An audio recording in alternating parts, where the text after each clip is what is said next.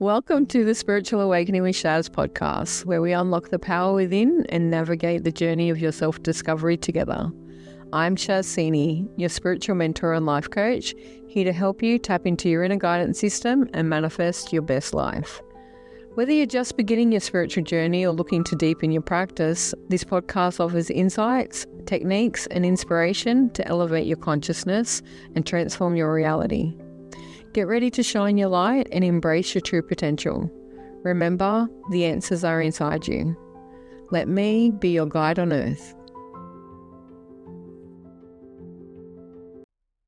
Welcome back to the Spiritual Awakening with Shaz podcast. I'm your host, Shaz. Today I'm going to be talking to you about toxic relationships. Now, the ironic part is every time we talk about that or the topic comes up for discussion, most people automatically look to partnerships, your lover, boyfriend, girlfriend, husband, wife.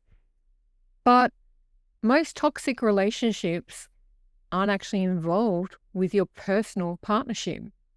They can happen in your family, in your friendships, in your workplace, in the community, in mothers groups, in your little collective environments where there are cliques and so forth.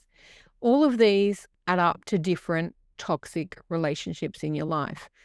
And the saddest part is the biggest toxic relationship that nobody hardly ever discusses is the relationship that you have with yourself. That beat down on yourself, reminding yourself how unworthy you are, how much of a failure you are, telling yourself that you can't do this, you don't deserve better, settling for less. All of these add up to toxic behaviors.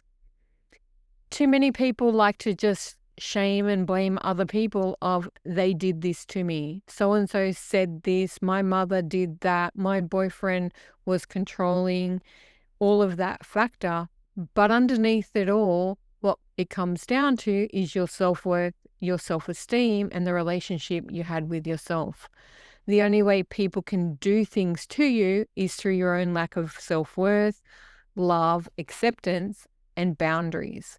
If you lack in these areas, of course they're going to be able to walk all over you. You turn into a people pleaser. You want to do anything to feel accepted and loved. And this toxicity builds up within you, creates negative behavioral patterns, and the next thing you know that you're a victim to everybody. Life happens to you. You are perpetually having bad things happen to you. You end up depressed and anxious. You're full of sadness. All these terrible things are cyclic around you. It's a pattern that you can't get out of. But they all stem from toxic relationships. Don't get me wrong. There are plenty of lover partnerships out there, personal relationships that have toxicity in them. But I'm here to remind you they're not the only ones.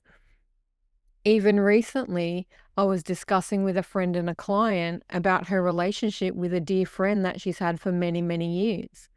And in the lack of boundaries, the way that she treated her and did things against her, she didn't even realize how much toxic energy, words, actions she'd put up with over the long term until it was pointed out to her. We get so used to behavior from other people that we don't even see it. We all have that friend, that family member, that person that we love and care about, and everybody can see the toxic relationship that they're in, whether it is their partnership, a friendship, a workplace, whatever it may be, where they're bullied constantly, they're put down, they're lied to. They're made to feel that nothing they say or do is ever right. They can't do anything for themselves. They lose their independence and they feel totally worthless. But you try to point it out to them, and unfortunately, for many, many years, many of us are in denial. Sadly, I know it personally. I grew up in a toxic relationship in my family. I had a mother that exhibited narcissistic behavior, was horrible to me, blamed me for everything. And it wasn't until I was an adult that I even saw that it was a problem. Due to learned behavior, so many people, and I want to say women, but it's not just women because I see men get in the same type of relationships as well. And it's not just men who exhibit narcissistic or toxic behavior. Many, many women out there do the same thing too. But these relationships occur because you don't know any better. It is something that you learn to put up with in childhood, at school, through community and church, that we have to submit to behaviors of other people. We don't have the right to say no. We're not allowed to stand up for ourselves or create boundaries that people can't cross. We don't understand who we are enough or love ourselves enough to demand better. And these are factors that I want to share with you throughout this episode. One of the worst parts of toxic relationships, and it takes a lot to get there, but it actually happens so much easier than people give themselves awareness of, is coercive control. It is where one partner manipulates the other by taking control of the finances, of telling you what you can and can't wear, of where you can go and who you can hang around with, what sort of job you can have, who are the people that you can go and meet, when you can leave the house, how you raise the children. All of these subtle, and they start subtle manipulations to tell you that you can't be with those people. They take you away from your family and friends. They remove you from society. They isolate you to gain greater control. To the point someday that you wake up, and some people find it struggle to breathe for themselves, let alone think for themselves. And they can't do anything for themselves unless they're told by their partner. Now, this behavior is a lot in the news lately. And if you even watch the Grammys, everyone's talking about it with the Kanye West situation and his wife and what he dared make her wear yesterday. But that's one form of coercive control that we've seen publicly, and now everybody's in an outrage about it. The sadness for me is this is a pattern that's been happening for many, many, many years. It is generational, and it happened even back when I was young. My aunt lived in a relationship like it, didn't know that what it was until she escaped from it. A lot of people end up that way, where they hand over their independence and become submissive to someone else, or have to follow their rules, or don't get to think independently, that they believe that's normal behavior. And sadly, sometimes they're in that relationship forever and they don't see it for what it is. And then that partner dies. And what happens is the poor person left behind struggle so badly because they don't know how to manage money. They don't know how to look after themselves. They don't know how to run a household. They don't know how to think freely. They become so lost, so sad, depressed. Many of them die of broken hearts or problems that create health issues from that because they've lost their way. Because along these type of relationships, the saddest part that happens in life is you lose the essence of self. And this is where the spiritual awakening journey is so important, and how many people wake up from these toxic relationships to find better, is that disconnection from yourself and your higher self causes massive problems in life. But it is that spark of your higher self, that desire to live and overcome and become more than who you are, to rediscover who you are, that does instigate the change, the transformation, the desire to leave, or the end of the rope where you just go, I can't take it anymore. A lot of people talk about the term gaslighting, and it is something that we like to turn around and go, oh, they gaslit me. They made me believe that what I said wasn't true. They wouldn't believe what I said. My version of events weren't exactly what I knew them to be. I questioned everything about myself. They said this and made me feel this way. But gaslighting is part of the problem. The bigger problem is that you lack the defenses to stand up for yourself. You no longer know your own mind, that you start to believe when they say, no, I didn't do that. No, I didn't say that. That's not how it happened. You question your own reality. This is not a status that anybody ever wants to live in. Unfortunately, it's rampant all around the world. And my wish and hope for you as you awaken and become aware of these behaviors is you start to look inside of yourself and ask the simple question, who am I? Am I this victim, this person that lays down, the doormat, the people pleaser, the unhappy soul that sits there and lets all of this stuff happen to them? Or am I an unstoppable force, a powerful being that knows their own mind and goes, no, I'm not letting this happen to me anymore? Through generational programming, many of us repeat these patterns over and over until one day we find that reconnection to our higher self, our source energy, our soul, the intuition space, and the portion of our soul that turns around and goes, hell no, we are so much better than this. We have so much more to offer the world, ourselves, and we can create the life that we want. And that's when we sever those relationships. It does take years at times. Sometimes it takes days, weeks, or months, but it also takes planning. You cannot expect someone that is under that much control to just drop it, walk away, give everything up, and go and fend for themselves, no matter how much I wish it was that easy. Unfortunately, it's not. But in doing that, you have to start looking at yourself. Life is a game of survival, and it is survival of the fittest. And you have to ask a simple question. Are you worth the effort that it will take for you to make changes in self? Are you important enough to fight for, and do you have enough courage and bravery to take the steps that you need to escape these relationships, these patterns, to put boundaries in place, to stand up for yourself and to say no more? It takes time, it takes healing, and many people need to get support. So be there for your friends as they go through these experiences. Gently guide them. The funny part is, and it's not even funny, it's quite ironic in many ways, is the strong person in the friendship tries to influence and impact the person, and they in turn then become more toxic. They in turn then gaslight them into, don't you know any better?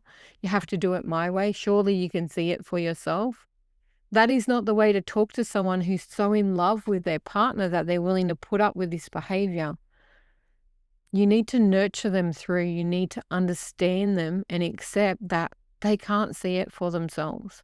You have to remind them who they are, help them see that they deserve better, build up their worth. Because the main reason we get into these type of relationships is that we don't believe we can do any better. And the partner, friend, lover, husband, wife, mother, father, or whoever is in charge or the manipulator in this relationship has reminded them and programmed so often that they feel nobody else will ever understand them, that they will stay alone forever, and that creates fear. The biggest reason many people stay in toxic relationships is they fear being on their own, that nobody else will ever put up with them. And when you're told that over and over again, you don't know any better. And it's really hard for many people to shift beyond that. This is why I got into coaching, is because I see people, especially in a lot of young women groups on Facebook that I'm in, mothers groups, and they're all in these type of relationships, and they all make excuses why they can't leave. And the excuses are very real in their own mind. But just telling them to stop it, walk up, get up and walk away is putting more pressure on them. They need gentle guidance. They need someone to communicate with. But first and foremost, they need to find their worth. And for many people without it, it's one of the hardest journeys that you'll ever take. Part of the wake-up call is they actually do get to the stage where they feel they've lost their identity, that they can't figure out who they are. They don't like what they see in the mirror anymore. They don't like how they react to others, how timid they become, how introverted they are, or the way they lock themselves away from other people, how isolated they end up. And in that is when they start truly waking up to the fact that they are not in a safe place. A narcissist or a manipulator, a person that is the dominant force in a toxic relationship, The way they lure in their potential mates or friends or family members is by making them feel safe and secure. They provide that security as a blanket to create that isolation, and then they take the safety away. It is the moment of realization when that safety is taken away that most people will start to fight for survival. They'll feel like they're drowning. They'll get depressed and anxious. They'll get upset. They become so triggered by everything in life that they have to start making changes. If you're in this situation and you feel that these words are talking to you about the life that you're living, take a moment and take a deep breath and ask yourself, what are the current recurring patterns in your life? Are they bringing you joy and happiness? Or do they bring you that deep sadness, that fear, that anxiety, that feeling of not being safe in your world? The insecurity of not knowing where the next fight, argument, miscommunication, blame, or even the next brutal force. So many toxic relationships end up in violence. And we can all see it, and we all wonder why we didn't do something to help them. But also, they can't see it for themselves. And the funny part about the people running the toxic relationship is they will brutalize you, put you down, make you feel like crap. And then all of a sudden, they'll do what we call love bomb you. They'll tell you, oh my God, I'm so sorry. I love you. I won't do it again. I'll be better. I'll do better. It's all right. And they'll make you feel safe and secure again until they take it away the next time. Unfortunately, that type of behavior, unless they acknowledge it for themselves or become aware and want to make change, it doesn't get any better. It escalates and it deteriorates until you're a shell of yourself. So ask yourself, in your relationships, are you being honored or controlled? Are you loved or victimized? Is it healthy and happy, or is it pain and sadness? And are you worth the effort that it's going to take for you to heal your self-esteem, decide that you're worth it, and make the changes that have to start within? And that starting within has to connect back to your higher self, your soul, your intuition, to learn who you are again. Start asking yourself, what do you want instead? What is your desire in this relationship? What is the yin yang, the balance? What are you getting or not receiving from your partner? So many communication problems start because no one can voice what they want, or when they do voice it, their partner makes them feel like that it's all their fault, or they can't have that, or that they're the manipulative one. The biggest classic in these types of relationships is usually the toxic person blaming the other person for being toxic. And it's a massive manipulation technique. Throw the blame so that you don't accept responsibility. One of the big factors through a spiritual awakening is that you find personal responsibility. You see where you make mistakes, you honor those mistakes, and you choose to do better. And you know where blame is held, and you don't actually blame the other person for it. You start to blame and accept responsibility because you created it by accepting it. And that is when we start to change the behavioral patterns. And it's about accepting that truth without blame. It is not your fault, it's not their fault, and this is where forgiveness comes in. The only acceptance of the truth is the decision not to put up with it anymore, to stop being consistently lied to call them out on their behavior, to stop walking around on eggshells, to stop working so hard to make something work that you're the only one putting the effort in, to stop being the only one communicating, to stop asking for things that they're not willing to give you, to stop being isolated from your friends and family, and to stop definitely questioning your version of reality. You know what you're living, you know it deep inside. And if it's not what you want, the only person that can truly make that change is you. Part of recognizing manipulation in another person is you have to detach from it emotionally. You have to stop taking responsibility for the triggers. You have to honor your triggers and understand that they're there to help you shift your thinking and to not accept the crap that comes out of their mouth. And when you do that, you will then start putting in place non-negotiable boundaries, that line in the sand, the point that they can't cross. And they either honor them or they don't. And when they don't, that is when you will find the willpower to walk away. Many people in these types of relationships find their willpower through wanting something better for their children. Sometimes that makes it better. Many times it makes it worse. Because fighting for your children is not enough. The only person you can truly fight for and want better for is yourself.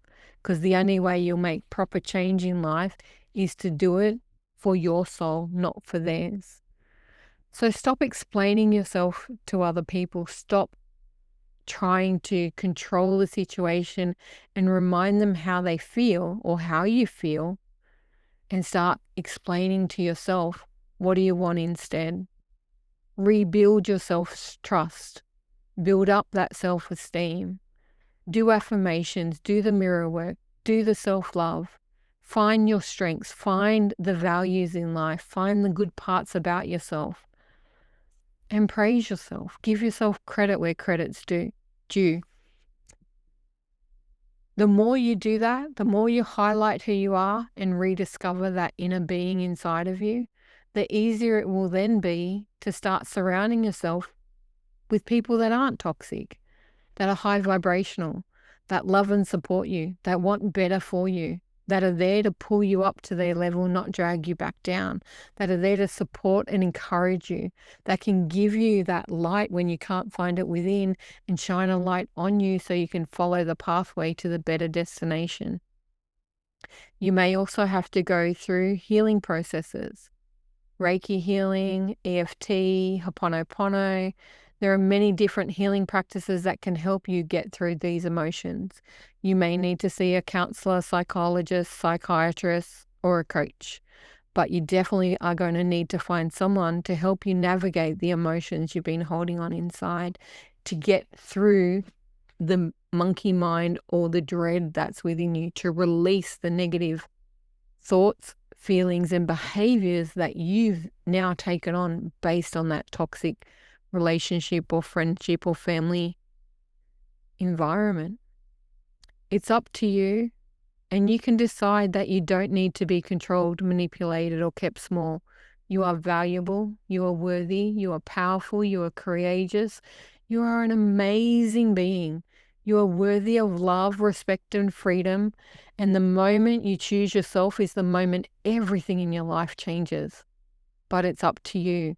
You have to take that action for yourself. Trust me, nobody else can do it for you. You can't walk into someone involved in a toxic relationship and make them see both sides of the story. They have to want to do it for themselves. They have to waken up to become aware and then want to put in the effort to rebuild who they are. It's a personal journey, but most of the spiritual awakening journey is. So please find yourself. Ask yourself, who are you? Discover the power within. Love yourself. Be confident, be sassy, be sexy, be everything you know you can be. And most of all, value yourself. Find your worth. Because you are an amazing being. You are human. And humans have so much capacity to be wonderful if we just let them. You can change old patterns, behaviors. You can walk away from toxic relationships. You can heal your past and create a better future. But you have to do it for yourself. If you don't know how, please reach out. I am a coach, a transformational life coach, spiritual mentor, advisor, and healer. I have plenty of resources to help you. But no matter what I can teach you, and I can hold your hand a lot of the way, the inner work has to come from within you. You have to decide you're worth it. You have to choose you. You have to make yourself the most important person in your life and to focus on that daily. You need to break free. If you are ready to step out of toxic relationships and you do want some help, please comment or email me and let me send you an EFT tapping script about releasing toxic relationships and stopping negative behavior. Reach out to a friend, a loved one who can see beyond what's going on, or if necessary, find a counselor, a psychiatrist, or a coach. You are so worthy of change. You are so worthy of help, and you deserve to have the best in life that you can possibly have. You deserve everything. For we are made in God's image. We are perfect source energy, and humans are wonderful. Love yourself. You are worthy. You deserve this, and I know that you can do it. Thanks for listening. I hope this has helped you, and I look forward to seeing you again next week. Until then, shine bright. Thanks for listening to the Spiritual Awakening with Shaz podcast. Don't forget to like and subscribe down below so you don't miss an episode. You can also follow us on Facebook with the links below. Until next time, trust your intuition and let your spirit soar.